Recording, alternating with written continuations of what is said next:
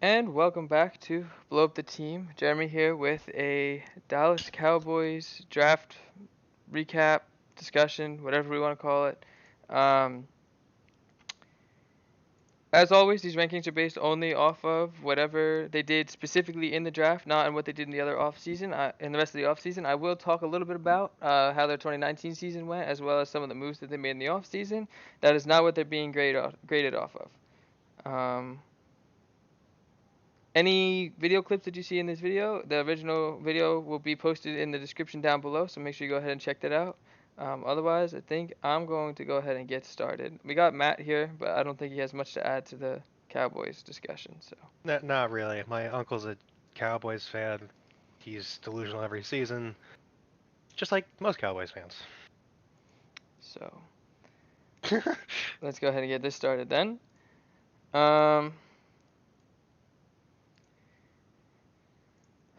2019 Dallas Cowboys. They did wind up at 8-8, one game behind the Philadelphia Eagles in the division. They were up and down team all year. Realistically, I feel like they probably should have won the division. They just started out really hot, but they had a rough end of the season. They dropped weeks 12, 13, and 14 to the Patriots, Bills, and Bears, all the three solid teams. Before the big loss to Philly in Week 16, that kind of sealed their fate. Um, their offense was very solid. They were first in yards per game, second through the air, fifth in rushing, and sixth in scoring. So they had a very solid, well-rounded offense. And then their only like somewhat weakness was the kicker, and they signed Greg Zuerlein to take over a kicker.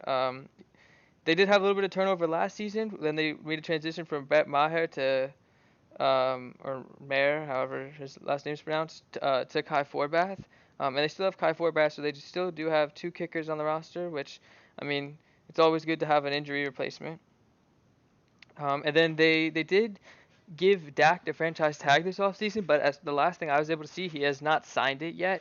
So we could see an interesting development here as we get closer to the season if he doesn't wind up signing it if he's going to make a push towards trying to get a more defined contract. We have already seen from some other professionals, people in and around the league, some of his teammates even come out and say, hey, like he's got to do what he's got to do. He's got to secure the bag. So they did sign Andy Dalton to back him up. So um, it'll be at least good for them to have a veteran presence to kind of step in and take the helm if they need him to.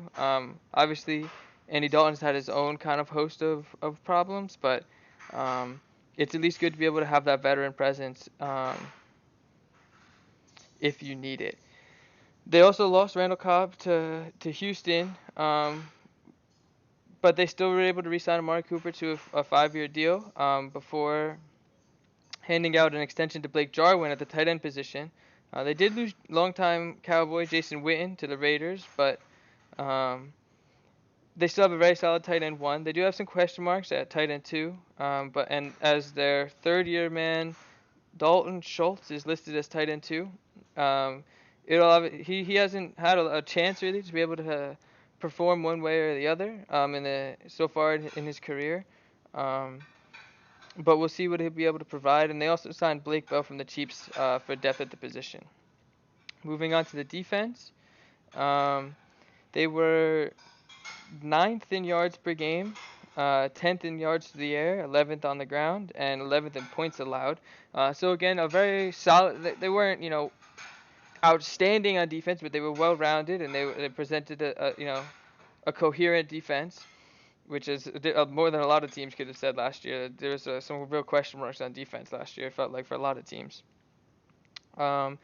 They did have some turnover though, so they signed both Gerald McCoy and Dante Poe from the Panthers at defensive tackle, which they're both expected to start this season. They also signed safety HaHa Clinton Dix from the Bears to a 1-year deal, also expected to start.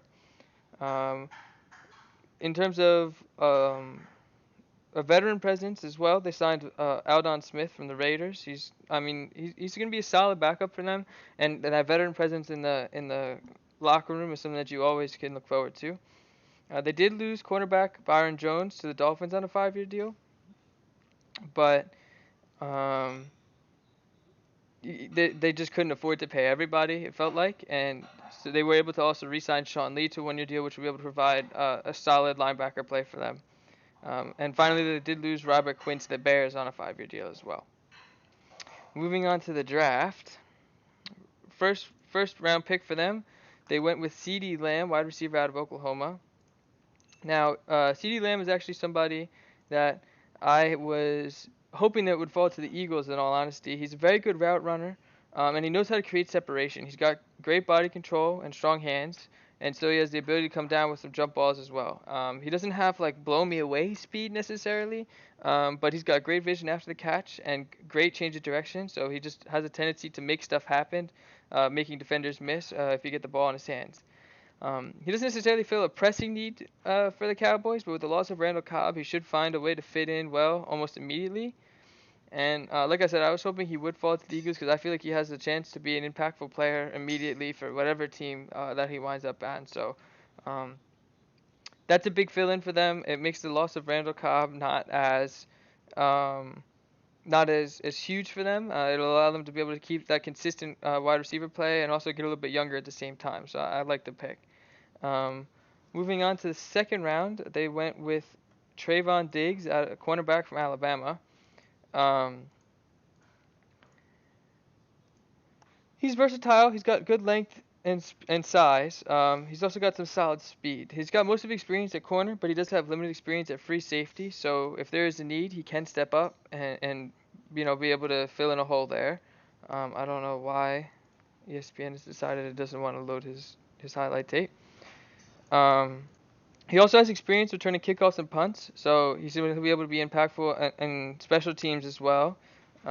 He's got good ball skills, but he does have some limited lateral mobility, so you can expect to see, you may not expect to see, but you may see him give up a little bit of separation on some of the faster receivers in the league.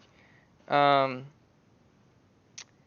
he could still, however, be effective in press man-to-man situations as well as in cover three sets. So um, that's a big fill-in for them. As I mentioned before, they did lose Byron Jones, so he is listed as a starting cornerback this season. So with any hope that you did find kind of the next guy to be able to fill in along that young um, cornerback position. Um, and I mean, I think he's got very solid potential if especially if he can, be able to work at getting, faster or better lateral mobility. I mean, we could see him come up and be a very solid cornerback along that Dallas defensive front.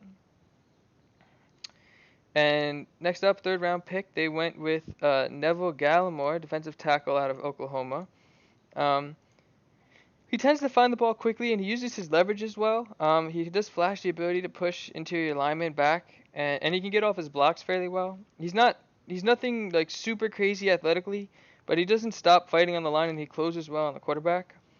He does have I do have a caveat to me saying he's nothing super crazy athletically. He does have decent straight line speed. He ran a 4.840 when weighing in at over 300 pounds. So he's not incredibly unathletic, but he's not gonna completely wow you either. As of right now, he is listed as a defensive tackle, a backup defensive tackle, but with a veteran defensive line like they have in front of him on that on that depth chart, expect him to see some snaps this season. Next up, another fourth round pick. They went with a cornerback from Tulsa, Reggie Robinson II. Reggie Robinson II, cornerback from Tulsa. He's got good size and top end speed. He reads the quarterback well and has good instincts. Um, he has a nose for breaking up passes and he flashes good stopping power. He did have 4 interceptions last year, so it leads me to believe he could have some decent ball skills. But there was a little bit of a lack of tape on him. Um, from what I was from what I was able to see on ESPN. So um, it'll be interesting to see how his game is able to translate. Going to a smaller school like Tulsa, it's kind of hard to know what to expect when you get to an NFL level. Um, he does need some, from what I was able to read though, it does look like he needs some work in getting off blocks. This is more of a depth chart filler kind of selection for them, it looks like. He is listed at cornerback 3 right now, so they just needed some depth at the position and they went out and they got that. Nothing super outstanding there in my opinion. And then if I'm not mistaken, they did trade up and get another fourth round pick. Tyler, I'm not even going to attempt the last name. My apologies. Biadaz, something like that. He's got good blocking fundamentals. He's with good size and smart leverage points. He looks to be solid in pass protection and is versatile enough to play at a guard position as well if it's needed. Um, he's not a great athlete and he doesn't get into the second level in the run game exceptionally well. Um, and he's going to need to work on staying in front of fast-moving interior rushers. As of right now, he's listed as a backup center, but as I brought up, he can provide depth around the offensive line with his versatility. I would say he's not an insane, oh, look at this steal that they got kind of pick. But on an injury-prone line like the Cowboys unfortunately have, you could see that versatile depth come in handy very quickly. So I like the pick from them. They were able to create somebody that was going to be versatile and kind of cover multiple holes for them if need be. And next up, we got Bradley Ane, defensive end out of Utah. He's got good pass rushing instincts. He looks to have overachieved slightly in Utah from what I was reading. He's a bit undersized with short arms. Um, he's nothing too flashy speed-wise either, but he's just relentless. He plays until the whistle blows, which is just something you can't really teach. As if you look at his highlight clip here, he's just always fighting. He's always looking to get at the quarterback. Um, so he shows some promise as a pass rusher for me. That relentlessness and that just willingness to just keep fighting is something you can't teach. So when you're looking and analyzing some of these later picks, like this is a fifth round pick for them. I mean, you're not going to find a guaranteed like this pick is definitely going to turn into a producer, but he's got the right attitude to make it work, and so I think they made a good pick. He's not maybe the most talented guy in the world, but he's got the right attitude, and that's what you're looking for. And then they didn't have a sixth round selection as they had traded up and gotten a second pick in the fourth round. Um, and I don't normally cover seventh round picks, but since it's a quarterback, I'll at least touch on it for a brief second here. Ben DiNucci out of James Madison. He had a great last 2 years from what I was reading at James Madison. He's got good arm strength and decent pocket pressure. And he has dual threat capabilities, which in today's NFL is something that you're going to be looking for from a quarterback. Um, it sounds like he needs to kind of fill out his frame a little bit. So look for him to add on some weight. Again, he's a seventh round pick, and he's listed as a third string quarterback. So maybe he can learn from a veteran like Dalton and become a solid backup in years to come. I mean, you don't really know, especially something in the seventh round. Um, it's a project pick, so nothing is certain, especially since he is from a smaller school. So you have limited film on him and you have limited things to look at. But um, he looks like he has the intangibles that he could turn into something. So um, I kind of sped through this one a little bit, but in terms of um, their draft, I mean, it was nothing, in my opinion, nothing super crazy. They filled in their holes where they needed it. They got depth chart fillers when they needed it. This was not a team that had a ton of holes that they needed to go out and get, huge game changers right off the bat. So I think they had a productive draft, and I think they covered their holes where they needed it to. They got good depth. They got good value to be able to fill in that depth. Um, but I like nothing super crazy. I don't think like I said I like the CD Lamb pick a lot. Um, but there's like a lot of these other guys were guys that we're gonna have to wait and see how they pan out and project picks as well as depth chart fillers. So I think I'm gonna go ahead and give them. I think I'll go ahead and give them a B. They did a good job of filling in where they needed it. They filled in holes where they needed it. They position themselves well with young guys that they can, try to hope to develop, but nothing super flashy in my opinion, nothing that really was eye-popping to me. So I think they did a good job. They filled in their holes, which gives them a B, but nothing super crazy, so I'm not going to give them anything higher than that. Do you have anything, any comment-wise? Yeah, no, because like really the Cowboys' problems last year weren't because they didn't have the pieces, because some of the pieces just ended up not working later in the season, and so that's not something that's gonna be fixed by. It's not something that you really need to go out there and fill. Like they got the depth fillers, which is all they really needed, and so definitely good draft, nothing crazy. So I agree. Yeah, and also, for Cowboys, it's the same thing. It felt like the whole NFC East was hurt all of last season. They just had injuries everywhere, and it feels like they've kind of had injuries everywhere for years now. So on paper, this is a very good football team. It's just a matter of, how do they perform when the pressure is on. They really needed one. They couldn't afford, like last season, the pressure came on towards the end of the season. They really needed to win one of those games, 12, 13, and 14, Patriots, Bills, Bears. One of those games they need to go and win.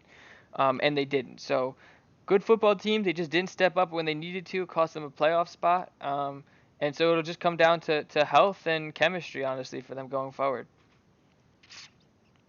But this one was kind of short, partially because we unfortunately had a little bit of a recording issue, which forced me to have recorded the first half of this video twice. So I was a lot faster going through it the second time. But I think we kind of covered all our bases here. So if you have anything to add, make sure you go ahead and leave a comment down below.